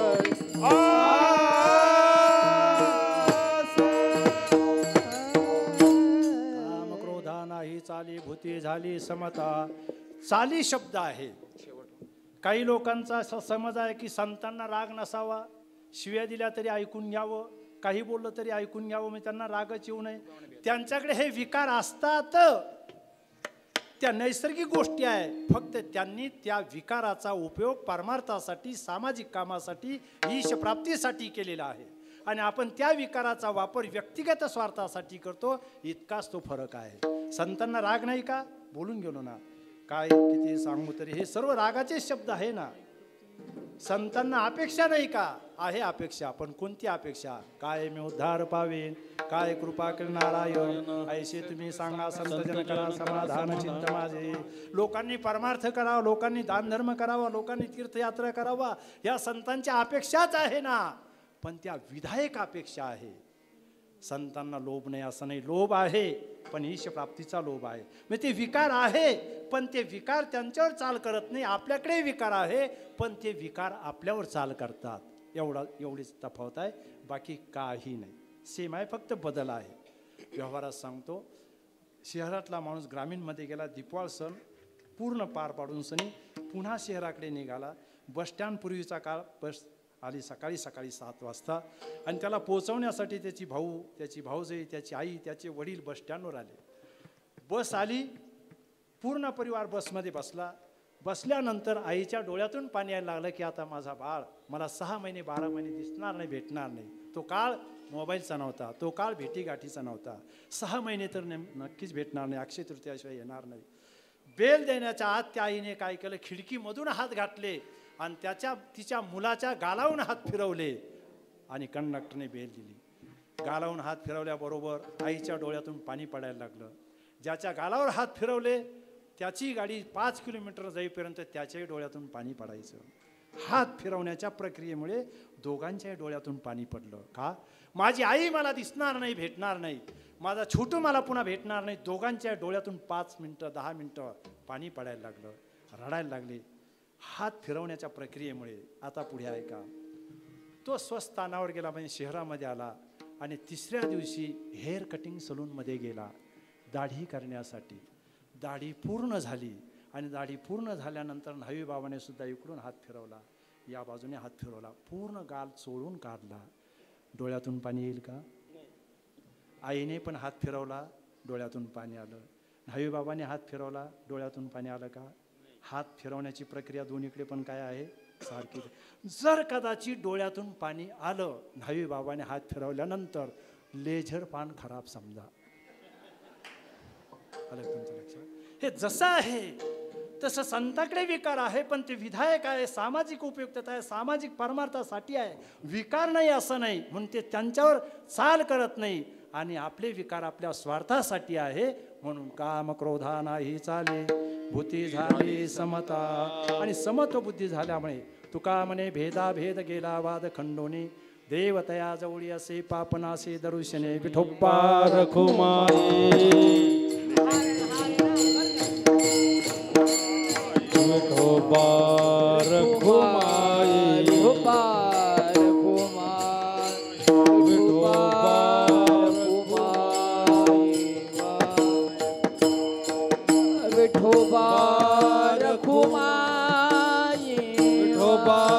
रखुमाई विठोबा रखुमाई अरे विठोबा रखुमाई विठोबा रखुमाई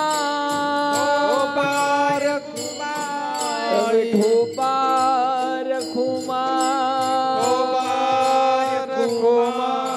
विठोबा रखुमाई विठोबा रखुमाई हरे विठोबा रखुमाई विठोबा रखुमाई हरे विठोबा रखुमाई हरि जय जय हरि जय जय हरि जय जय हरि जय जय हरि हरि हरि हरि हरि हरि जय जय हरि हरि हरि हरि हरि हरि जय जय हरि हरि हरि हरि हरि हरि जय जय हरि हरि हरि हरि हरि हरि जय जय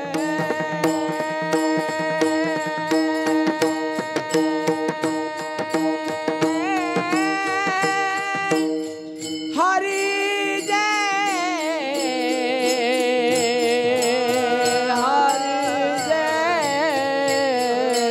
हरि हरि जय जय हरि जय जय जय जय जय जय जय विठोबा रखुमाई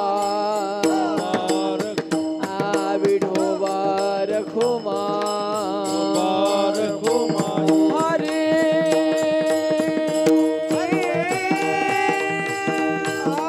हरि जय जय हरि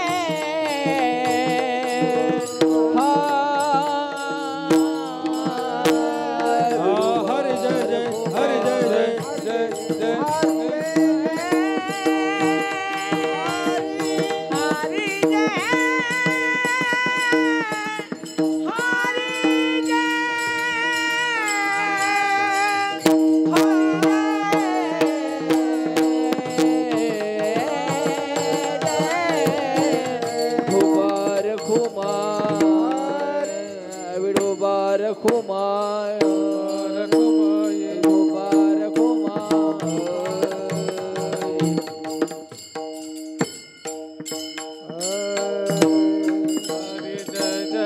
ज्ञानेश्वर माऊली ज्ञानराज माऊली तुकाराम ज्ञानेश्वर माऊली महाराज ज्ञानेश्वर माऊली महाराज ज्ञानेश्वर माऊली नाराज माऊली ज्ञानेश्वर माऊली नाराज माऊली ज्ञानेश्वर माऊली नाराज माऊली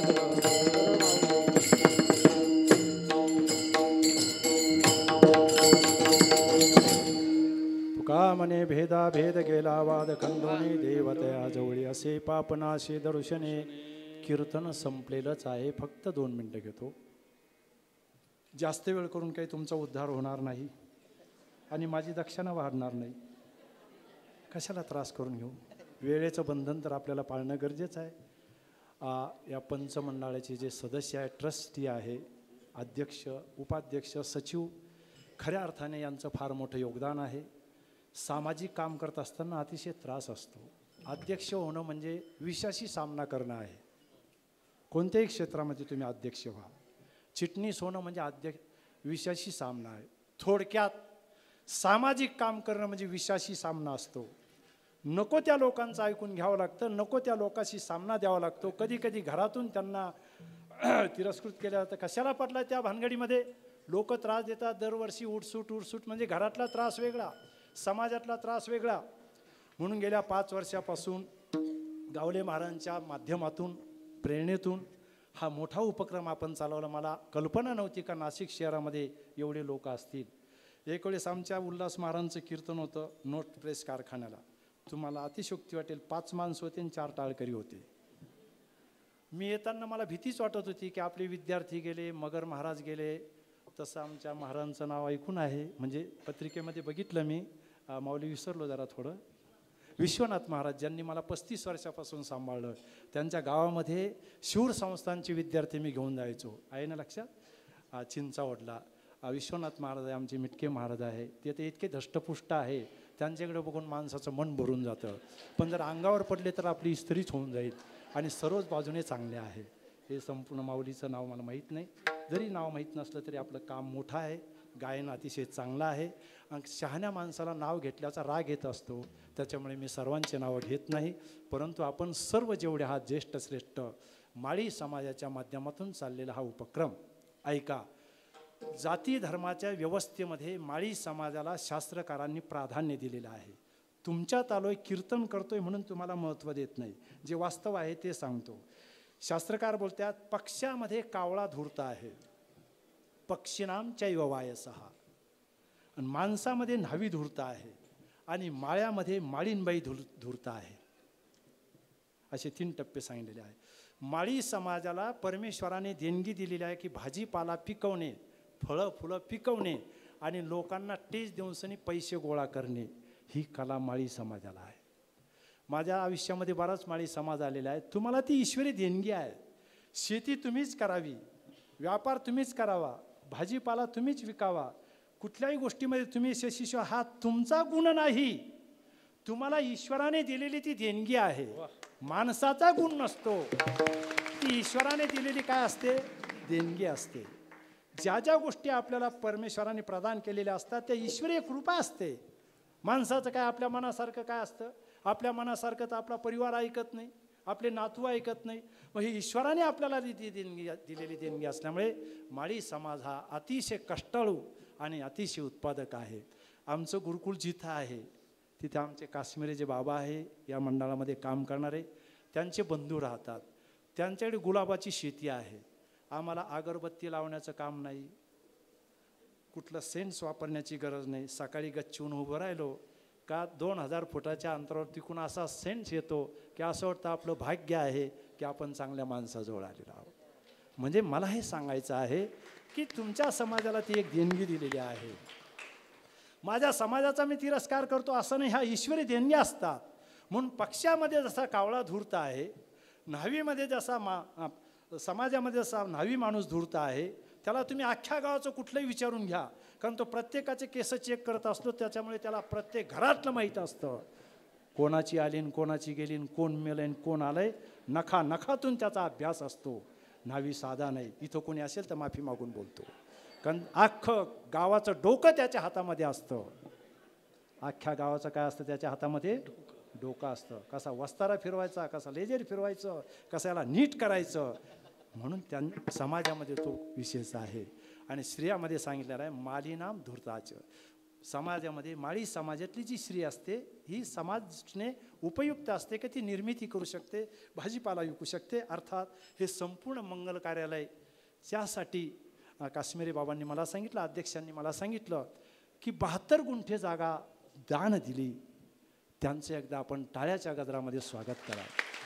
तुम्हाला माहिती आहे, तुम्हाला ते सहज प्राप्त असल्यामुळे तुम्हाला त्याची किंमत नसेल, पण नाशिकच्या मध्य सेंटरमध्ये हायवे टच 72 गुंठे जागा, त्याची किंमत माझ्याकडून तरी होणार नाही.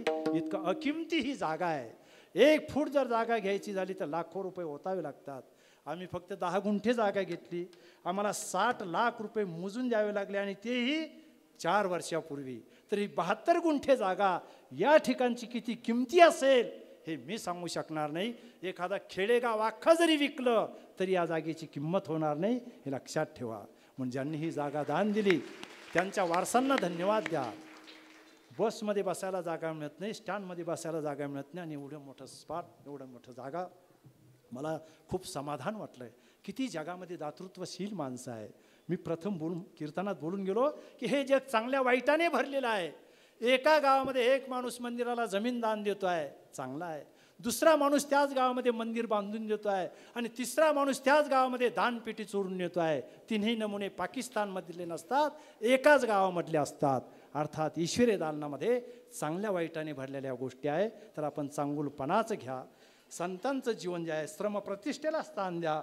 जसं तुम्ही कीर्तनात आलात, भोजन करणार, तसं सावता महाराजांनी ज्या श्रमप्रतिष्ठेला स्थान दिलेलं आहे तेच करा. खऱ्या अर्थाने सावता महाराजची पुण्यतिथी होईल. नाहीतर तुम्ही एखाद्या ऑफिसमध्ये असाल आणि काम न करता गुळाच्या गणपतीसारखे जर बसाल तर हा पुण्यतिथीचा अपमान आहे.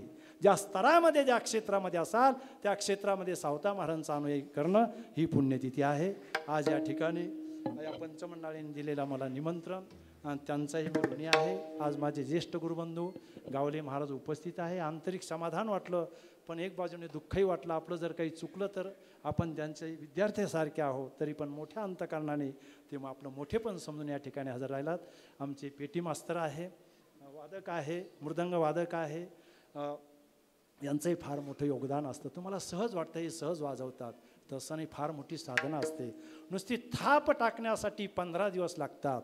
थाप कशी टाकावी, थाप म्हणजे थापा नाही, त्या पखवाजावर थाप कशी वाजावी, स्वर कसा काढावा, यासाठी 15 दिवस विद्यार्थ्याला लागतात. किती दिवस? ते जे बोटं जे असतात ना, या बोटाला वळण नसतं, मग त्या मुलांना असं दोऱ्याने 3 बोटं बांधून टाकावी लागतात. 3 बोटं बांधल्यानंतर करंगी अशी ठेव आणि नंतर थाप टाक. म्हणजे 15 दिवस नुसता स्वर काढण्यासाठी लागतो. तर कीर्तनामध्ये चांगल्यापैकी पखवाज वाजवण्यासाठी फार मोठी साधना असते. त्या साधनेचा उपयोग ते करत आहात.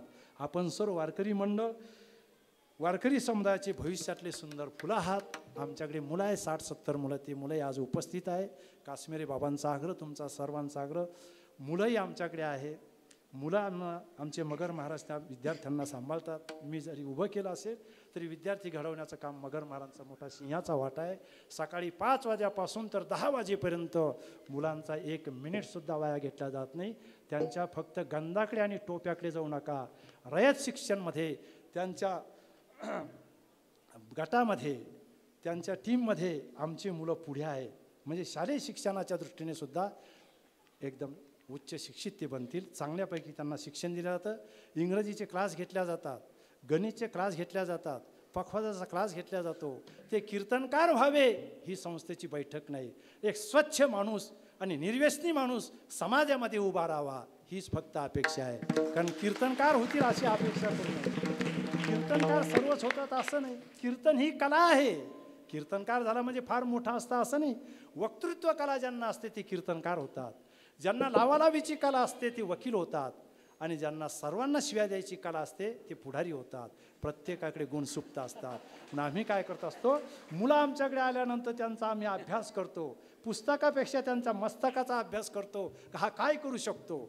मग त्यांचे गुण, सुप्त गुण असतात ना, प्रत्येकाकडे सुप्त गुण असतात नैसर्गिक.